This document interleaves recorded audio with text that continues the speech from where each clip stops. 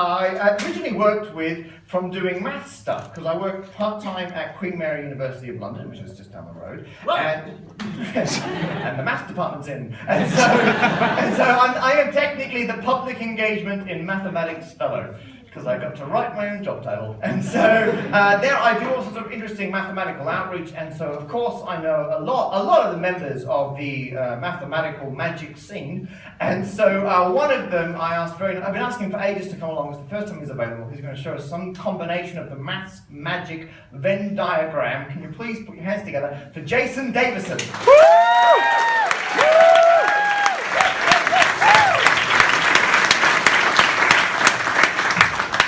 Hi, what a lovely welcome. So yes, my name is Jason Davison. I'm a magician and a mathematician. And a lot of magicians do kind of tricks with doves, where they might kind of make a dove appear. I haven't really got that one sorted yet. I think if you do it, you kind of have, I've got something, oh yeah, this in my pocket, and you take one of these as well. I think if you do it, and then you kind of, oh, a dove, it worked! Oh my god!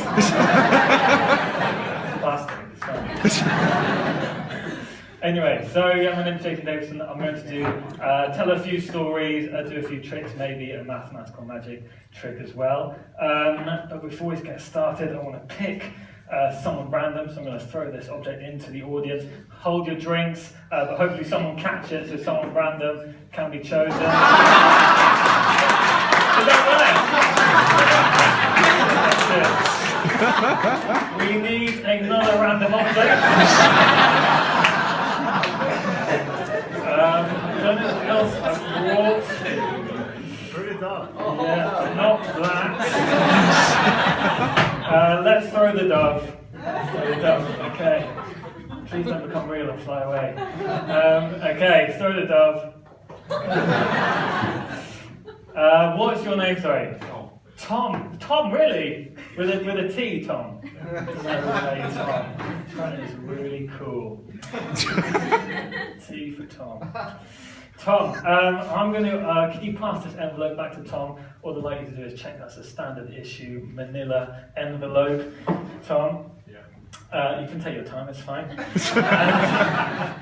And yeah, thank you for such a lovely hello, by the way.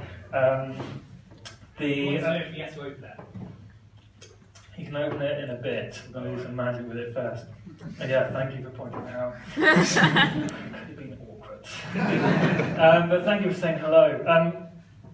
Earlier today I said hello to someone in a corridor, which is a really difficult thing to do. And I think we all know that's a very difficult thing to do. Because I'll tell you what I think happens in your subconscious mind when you're going to say hello to someone in the corridor. You got something like, oh, there's Michael coming down the corridor. We are going to cross paths. He's noticed me. I've noticed him. It's about 30 metres away. 30 metres. That is too far to acknowledge him. So before I do, I will look at this wall, because that's a really good wall, and if the floor is good, if I was going to build a floor, that's what I would put it. Michael's getting closer now. Probably about time for us both to pretend we've just noticed each other. All right, Michael. Which is, I think that's how we do it. I've been trialling a different approach, which to me seems more normal, but it's not widely accepted yet. Something like this. Oh, there's Michael. We're going to cross paths. He's walking towards me. I'm walking towards him. About 30 metres away. It would be weird if I didn't acknowledge him now. But then I would have to have a conversation that finishes exactly when we pass. Challenge accepted. Alright, Michael, how are you doing? Really good. What have you been doing recently? Walking on corridors. Oh, really good. Me too. Okay, Michael, tell me more about next time. Bye. I think that's my alternative approach. Anyway. Who's got the ball? Tom, could you throw the ball to someone else, preferably near the front? Oh, sorry, the dove. I think the ball is no longer left us. Who's got these? What's your name? Travis, I'm guessing. Lovely. What a great name. Travis with a T. Is that T? Wow, that is really interesting. T for Travis. That's really good. Travis, in here, I have a pack of cards. Travis, can you catch those? Travis, can you check they are normal standard issue cards?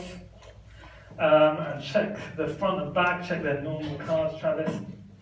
You can check them as long as you like, because we're going to use these ones actually instead. Okay, Travis.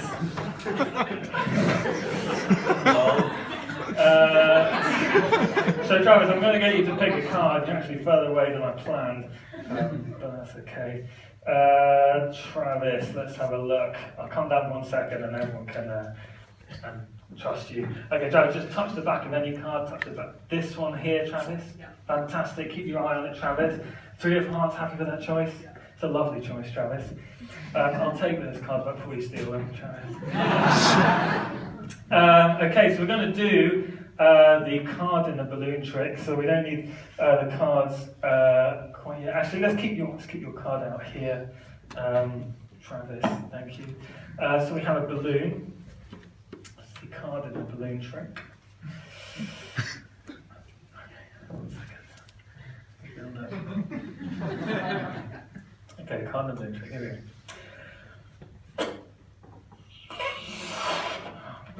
Okay, here we go, card in the balloon trick. Here we go.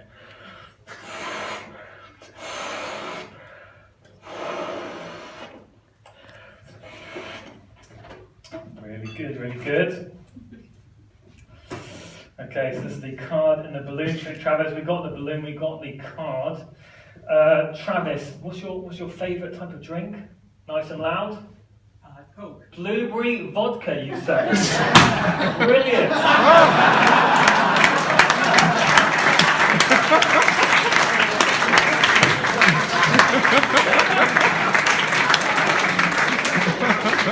Lovely. Thank you, Travis, for cooperating on that one.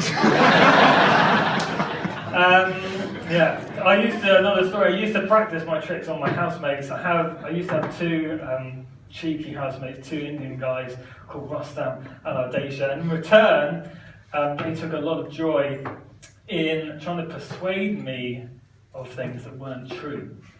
And every so often they'd throw in a true one just to kind of make it more interesting. And for example, I can't do an Indian accent because it always comes out sounding Welsh. They said, well, okay, over breakfast one day, Ardesha said, cheers up, cheers on. We're just going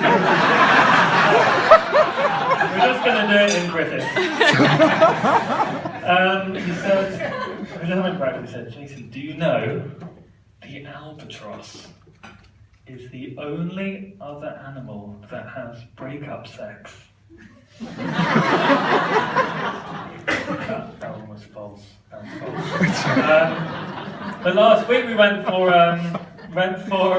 lunch. I was making lunch, and both of them were there. It was a reunion, and we had some basil, and both of them at the same time said that basil was banned in India, and they just said it so strongly, I believed them. And this one they did well because they mocked up some fake BBC article about it's a cow's favourite food and cows are holy. I don't know.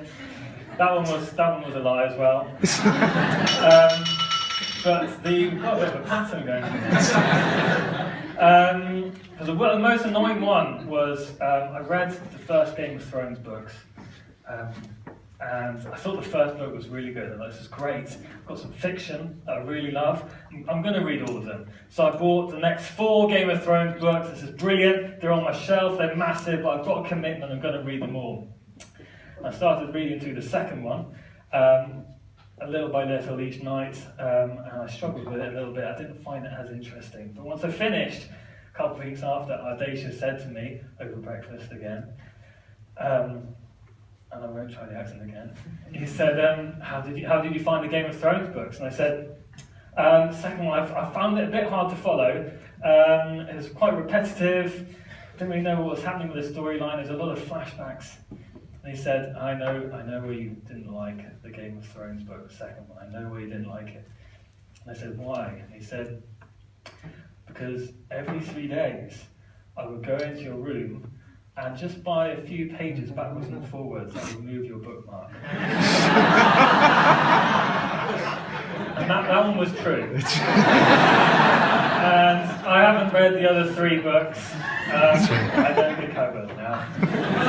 Anyway, we're going to try a mathematical magic trick. I have a math magic show in Edinburgh Fringe this year. You should come if you're going to Fringe. I don't know who has the dove. Could you pass it to someone else? Doesn't matter where they are. Great throw. What's your name, sorry? Matt with an M. Yes. Breaking the trend, Max. Breaking the trend. Great, Max. Okay, Matt, we're going to do a mathematical magic trick. I'll take that. We're going to live the joy of this one through you, okay? So you need to get a phone out with a calculator on it or something. You got a phone with a calculator? Yeah, there it is. Fantastic. And Max, turn on your calculator.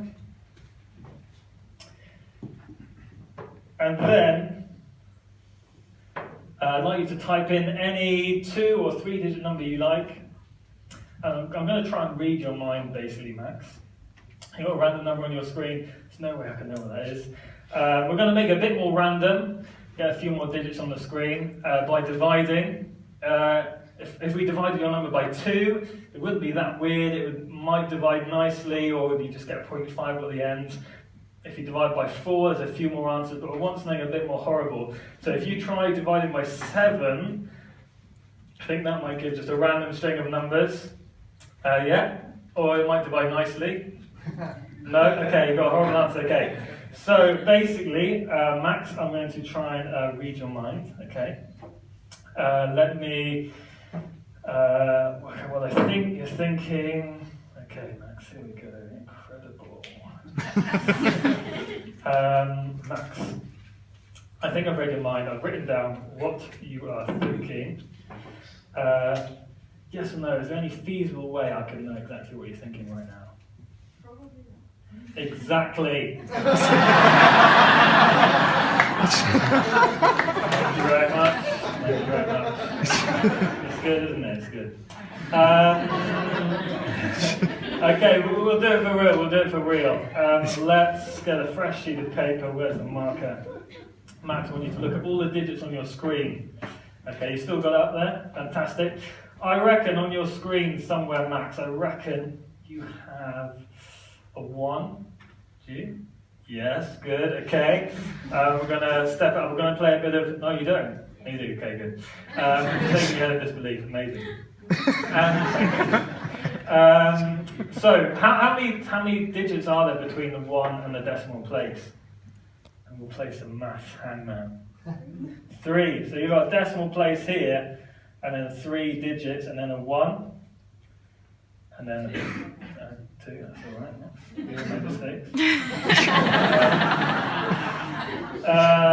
Okay, so I'm going to try and, this mathematical hand, I'm going to try and work out some more of your digits. I reckon, maybe this is a 2 here. Okay, yes or no would be good. Okay, thank you. I reckon this is a 5. Yeah. And I reckon this is a 7. Yeah. And like this, correct? Amazing, fantastic, thank you very much.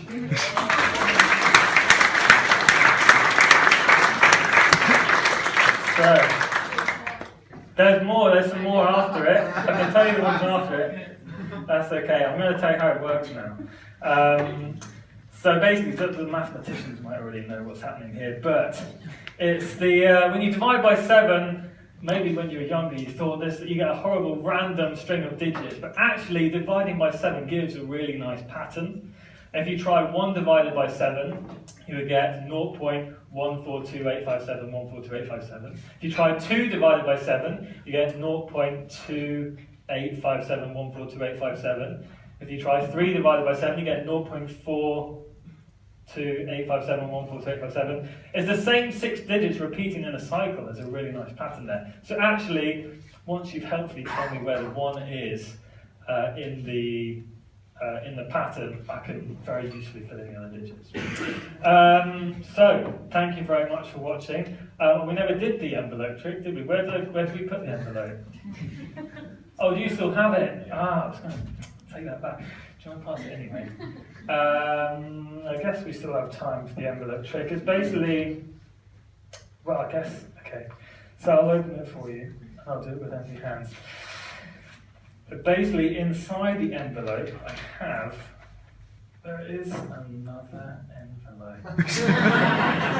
Building suspense. And then this one, just to show you, I'll rip it in half. Tom or Tarek or whatever, you can check it's a normal envelope. Let's check in this envelope here, this envelope I think I have. Hopefully, nothing in my hands, I think I have. Yes, another envelope. It's like the Dostoevsky effects. No. As a random envelope, you can think it's a normal, no hidden compartments or anything. And in this last envelope, I have the envelope trick, which actually wasn't, listen, yes, whatever. You can check it if you want, I don't want you to yes, it wasn't so much a trick, it was really a prediction that I made before the show. Thank you very much for watching.